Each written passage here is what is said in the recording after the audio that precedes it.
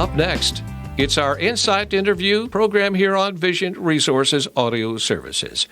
Today, Father Michael interviews local children's book author Cynthia A. Sudor. Cynthia is the author of many interesting and educational children's books, including the book series Adventures at Green Apple Acres. Cynthia has also maintained both business and friendship ties with Vision Resources of Central Pennsylvania for many years. And now, InSight. Hi, everybody, and welcome to another episode of InSight.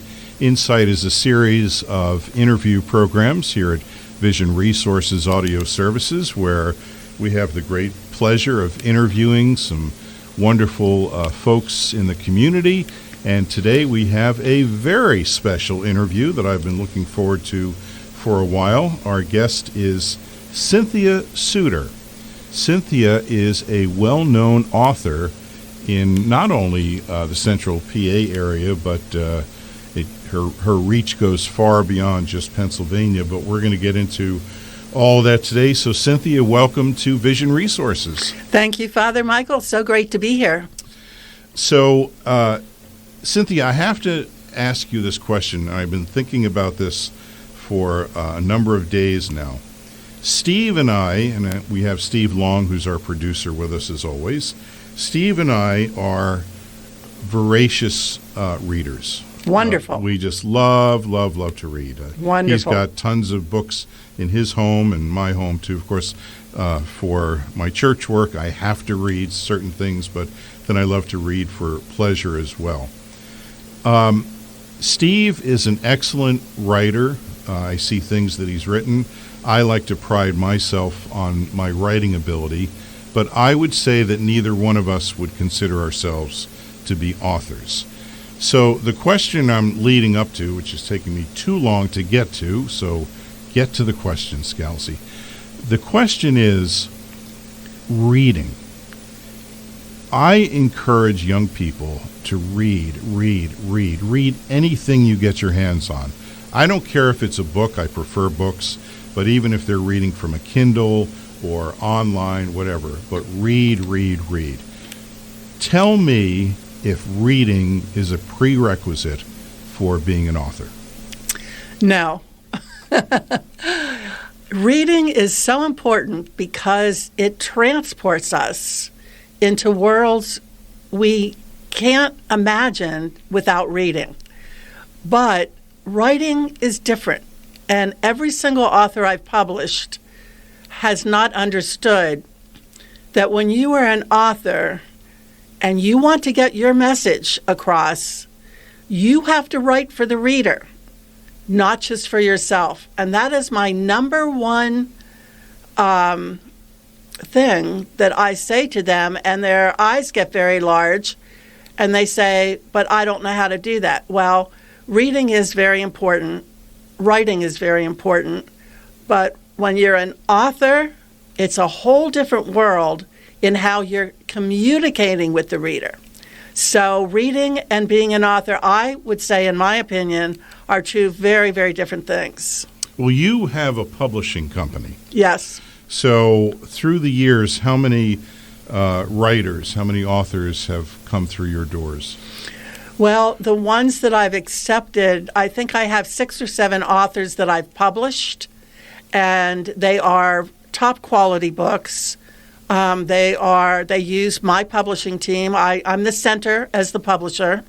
I arrange for the editor, the illustrator, the graphic designer, the printer, and we start with a deadline, and we work backwards so that I have a deadline for every single one. I will tell you, Father Michael, that not one author that I've published has understood the publishing process, not one. And you need to understand the business of publishing a book when you're going to become an author.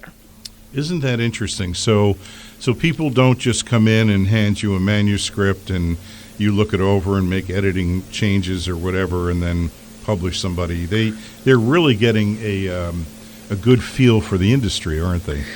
That's correct, and that makes a difference in an author's success in selling books, to be involved. I will be very honest, I rewrite a lot of parts of my author's books, but I give them the opportunity to rewrite everything first, and then I make some revisions. But for them, when they are done, I tell every author, you are not going to believe how much hard work this is. And they enter the world of becoming an author having no idea what they're going to be getting into. And when they do, they all say, you are so right. I had no idea there was so much involved. And that's why I mentioned to you that being an author and reading are two different things, because there definitely is a business to being an author. That's how I publish my books, that the authors understand the business, and that makes the biggest success for their books. And not only are their books selling really well, but one of the books I published made me an award-winning publisher as well as an award-winning author, because her book received first place, was chosen for first place in the National Christian Authors Book Award Contest. And then not only did she get that award, but she works for a ministry, and a ministry made a movie out of the book. And the author said to me, I had no idea how important what you said to me was while we were publishing this book, that I own every part of my book. I own the illustrations, I own the printing, I own everything. And she said, if we were making a movie out of this book and I didn't own everything, I can't even imagine how expensive it would be. She said, I had no idea what you were talking about before we got into this. So that's my business background is extensive.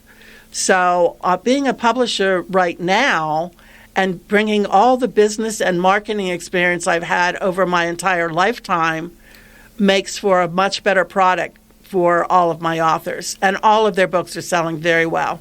Well, you opened up my eyes. I really thought that I had made this brilliant connection between reading and writing, so I appreciate you clarifying that for me.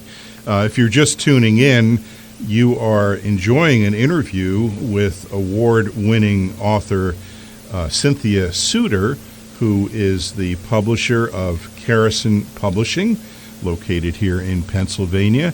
So, Cynthia, take me through the writing process, if you will. You get an idea, like how does this whole thing work?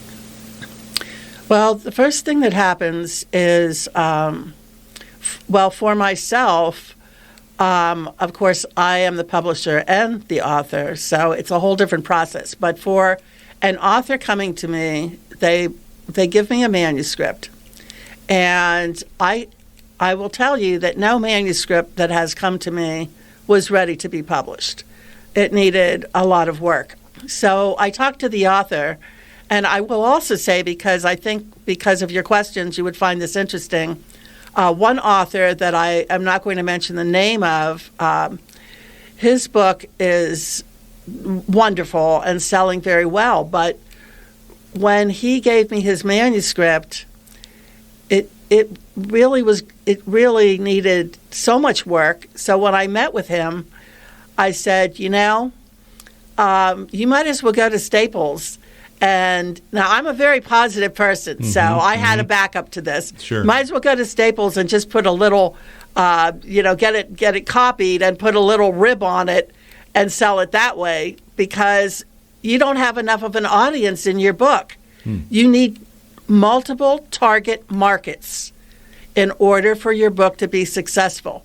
You can't be what in marketing we call narrow and deep, which is extremely focused on one thing, one group of people.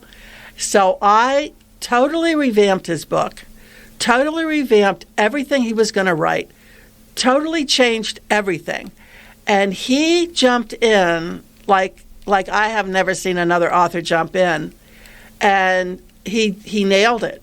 And now he has many, many target audiences to read this book and enjoy it.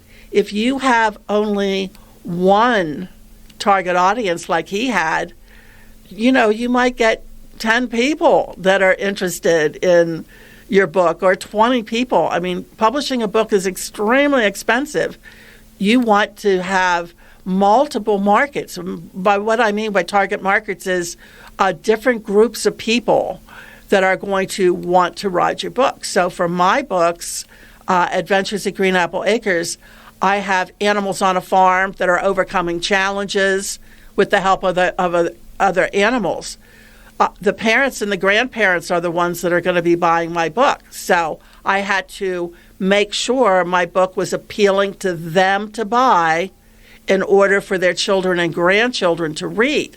So we've got horses, we've got cats. In one of my books, in the woods, I mixed animals in the woods like a possum, an owl, a raccoon, in with the horses and cats. So we have education, we have morals and lessons, we have people that love horses. I had an 81-year-old woman come to my book signing, and we talked for a while about her horses and her farm, and she bought a whole set of my books. And I said, who should I inscribe this to? And she said, to me. I want these inscribed to me. And I was so touched. And I said, do you mind if I ask you how old you are? And she said, I'm 81 years old. Oh, wow. So, but you have to appeal in a business way to many target markets in order to make your book successful financially. I mean, think about it. You've got to make up the money of publishing the book and then make a profit. You can't have a tiny little target market. You need to expand. And I help my authors to do that so that they have multiple ways of attracting target markets and making money for their book. So the story you told before about the author that you helped, does someone come to you and are they looking for brutal honesty? Are they open to your suggestions and your insights? Are there egos involved? Well, that's an excellent question, Father Michael. I get all kinds of that going on, and I will tell you another story that I met with a wonderful woman who had a great concept for her children's book, but there was so much that needed tweaked. I'm not saying big changes, but tweaked, because it wasn't believable. And she crossed her arms and said, I can't work with you. I have lived with these characters for 5 years, and I am not making changes like that. And we parted very friendly. I said, she said, I was actually thankful. She said she couldn't work with me because it just wasn't going to work. 3 years later, she came back to me and said, I've been praying about this, and God tells me that you're the one that's supposed to publish my book. So I'm going to listen to you. Oh. And this is a true story. Again, I'm keeping the privacy of the people I'm speaking to about. But of course. Anyway, we compromised. She accepted the things that I really thought needed tweaked, and we kept some things that I was able to make work. At her book launch event, and her book is selling so well, at her book launch event, her husband came up to me. Now, I had met her husband. He came to a few of our meetings. Believe me, like I said, there's a business side of being an author. There is a lot of meetings, a lot of work that goes into your book if you want a quality book. And her husband came up to me and said, Cynthia, we are so pleased with this book. We never thought we could have a book so beautiful and so well done. We're just thrilled with this. And that makes me feel extremely happy, because I'm tough on my authors. I mean, I'm very... one of my authors called me a mother hen, and I said that's a very big compliment for me, because I'm on top of everything. And in fact, I'm on top of the editor and the illustrators. Picking an illustrator is a big job. And the graphic designer, I have something called a vision document that says to the graphic designer, here's my vision for this book. and then she puts her creativity to it. And the books that I've published are just amazing. I'm thrilled with every single one of them, and so are the authors. You're listening to InSight, presentation of Vision Resources Audio Services, and our guest today is well-known author Cynthia Sudor. Her latest book, Adventures at Green Apple Acres. Cynthia, walk me through the process. Do you write longhand on legal pads? Do you use a laptop, a computer? How does that work for you? Well, I tell each one of my authors that if you are a writer, an author-writer, you're going to have a routine. You're going to have something maybe superstitious. Maybe you always have to have a certain penny with you, or you have to have something. So my own style is I have a farm with Arabian horses, and I do all the work on the farm myself. So I have a lot of time to think. So I actually write the stories in my mind. I know what the beginning is, I know what the middle is, and I know what the end is, but I don't know every single word, but I have an outline. When I sit down to write, I have to have a candle burning. I have to have either iced tea or a hot cup of tea. And I have to have Native American flute music playing. That's my routine for every one of my books. And I get into the groove, and out comes the story, at my computer, and I'm tapping the keys. And then after I write the story, then I revise it 100 times. But when I get that story out, I have the candle, I have iced tea or hot tea, and I have Native American flute music playing. So now my authors say, hey, I know what you mean. I have to have, X, Y, Z. And it's fun. It's fun to talk to authors about what their routine is. And I do want to mention, because you brought it up, there are people that bring me their manuscripts that are not right for me to publish for a lot of reasons. And so I do decline a lot of people. And I've had 3 authors who decided not to work with me take me to lunch after their book was published, and they said they are so upset that they didn't go with me because they were so unhappy with the book, the way it was published. Mm-hmm. But, of course, that was their decision. But they actually came to me afterwards and said, look at this. I hate the cover. They did no rewriting in. They left everything up to me. They didn't have the input. They didn't have all your business and marketing. And they just said, I'm so sad that I didn't go with you. And I just want to bring that up to say that the authors that have come to me, they have to work very hard to get the book we have at the end. Cynthia, I'm going to not be happy with myself if I don't ask you this question. The series of books you've written, Animals on the Green Apple Acres Farm, there is a spiritual nature to these books, isn't there? And you are a woman of faith. Am I correct? Oh, yes. Can you talk about that a little bit? My faith is the core of my life. And I don't go through very, very happy, successful times or low times without knowing everything is in God's hands. I trust God with my entire life, and that's made the whole difference in my life. And people say to me sometimes, "Oh my gosh, this whole situation just fell apart. Why do you look so calm? Why are you so calm?" And I said, it's in God's hands. Something better is going to come of this. So I hope that I inspire people in that way. In my books, I don't especially mention God, but I mention nature a lot. Mm-hmm. And I also, every story has a moral and a lesson that is taught by animals overcoming challenges on the farm. And I always have the animal have help to overcome the challenge, because I want children to know they should never feel alone. Mm-hmm. When they are going through any type of problem or challenge, they should reach out to friends, parents, grandparents, the horses, the cats, everybody on the farm is helping each other.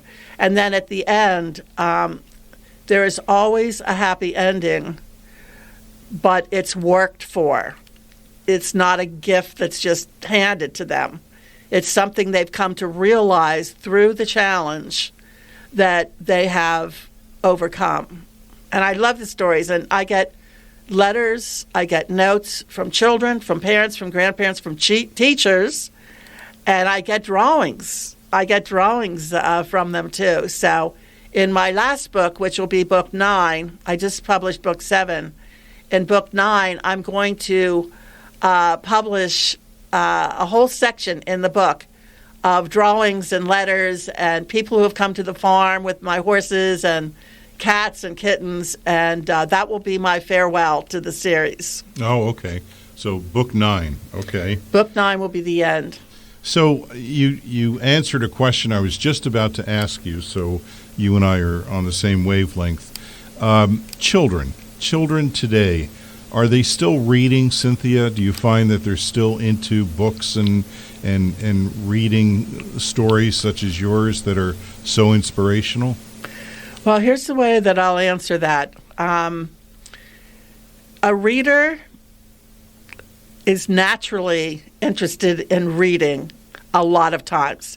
When I have author book signings and I see a child come around the corner, if I'm at an event, and their eyes light up and they make a beeline for my books, I know that they love reading. Then we have the reluctant readers, and they would prefer doing anything but reading. Those are the ones that need encouraged by parents, grandparents, teachers to read a little bit at a time. And I think part of the challenge, Father Michael, is to find what they want to read. Find something they're interested in, not what the parent or grandparent or, teacher wants them to read. What do they want to read? And any reading is going to open their mind. Any reading is going to be good. So it's a challenge now because we've got computers and phones and tablets and video games and all of that. But I'm hearing more and more from parents that they are expecting their children to read 30 minutes a day. And then the children start to like it. They start to like reading, and all of a sudden it's 45 minutes a day, and they grow into it. So, readers are many different ways. One, that you just can't. They're voracious readers. That's what I was, and I bet that's what you were too. I was, yeah. I was thinking as you were talking about, parents having their children read for 30 minutes. I mean, I was the kind of kid that had a flashlight under my sheets at night, and I'm reading the Hardy Boys, and I can't go to sleep until I get to the end. And then I even read Nancy Drew and Encyclopedia Brown. I don't know if you remember any of those books. I don't remember those books, but yeah. I had my own favorites. The reason I'm an author is because of the author Marguerite Henry, who wrote Misty of Chincoteague, and still my favorite horse book in the world, in the entire world, is King of the Wind by Marguerite Henry. And when I was 8 or 9 years old, I said, now today you would call this visualization or manifesting. When I was 8 years old, we didn't have words like that. I would call it just wishing really hard. And I would say, someday I'm going to be an author just like Marguerite Henry, and I'm going to write books about horses. And it came true. It came many decades in between, but it came true. And what's really great about it is, and it's the same thing with all authors that I work with, I'm not writing the books like Marguerite Henry. Mm-hmm. Mine are 5 stories in a book. They have interactive questions at the end. Her books were novels, But King of the Wind made my heart sing. I read King of the Wind constantly. Mm. And I have been buying King of the Wind closer and closer to a first edition. And finally on eBay, I got my first edition of King of the Wind. Beautiful. Cynthia, if I ruled the world, I would go around and take phones out of children's hands and replace them with books so that they could I mean, this is such a, I hate to say if it's a lost art, but I want so badly for children to grow up the way I did and Steve did, with just a love of reading. And who knows, maybe we'll turn back again. We just have a few minutes left. I have about 10,000 more questions for you. So I want to talk to you about the connection that you had in one of your books with Vision Resources. Yes, and the reason I'm here today. And every second story of my books, and I have 7 books now, relates to a nonprofit in some way. And in my 7th book, Ronan is a real 19-year-old thoroughbred who is blind in his left eye. And that does not stop him from all the different, what we call disciplines in riding, that he does with his owner, Emily Wheel. And they live in Dillsburg, Pennsylvania. So I've had a vet find Ronan for me. And Emily and I worked together with photographs and all different kinds of things. And so that was perfect, the perfect story to tie in the nonprofit of Vision Resources of Central Pennsylvania, who I have a relationship with. And it has just made our relationship even stronger. That is so neat. And thank you for doing that. That's what an honor it is for those of us here at Vision Resources to know that you did that for us and made that connection. Thank you. Well, let me mention one other thing. Sure. When I make the connection with the nonprofit, with Story 2 in every book, I give them a full page of promotion at the end of the book, and I tie in the character that is related to them. So Ronan is connected to the one-page promotional piece that's in the back of the book. Beautiful. Love that. Love that. Thank you again for that. That means so much to all of us here at Vision Resources. I really and truly mean that.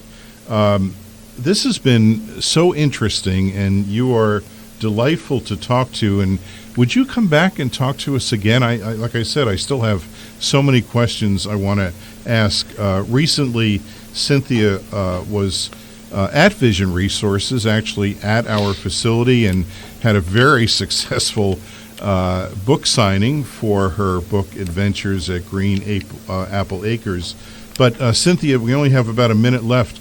If folks want to learn more about you and your children's book series, I see you have a number of websites. Which is the best one for information about you and your books? Well, there's the two websites are a little bit different. So I would say greenappleacres.com just for my books, and Carrison Publishing for all my other author books, and a little bit about my books too. And on each website, there is a section about the author, and you can read more about my extensive background before I became an author and a publisher. So greenappleacres.com. Yes. And carrisonpublishing.com. That's correct. And it's worthwhile visiting both of those. That's right. And both sites are a little bit different, so there's different information they could get. And also read about the books of my authors, and also read testimonials from them about what it was like to become an author working with me. Cynthia Sudor, thank you so much for being with us today. Thank you, Father Michael. You've been listening to InSight, a presentation of Vision Resources of Central Pennsylvania. I'm Father Michael Scalzi. Have a great day.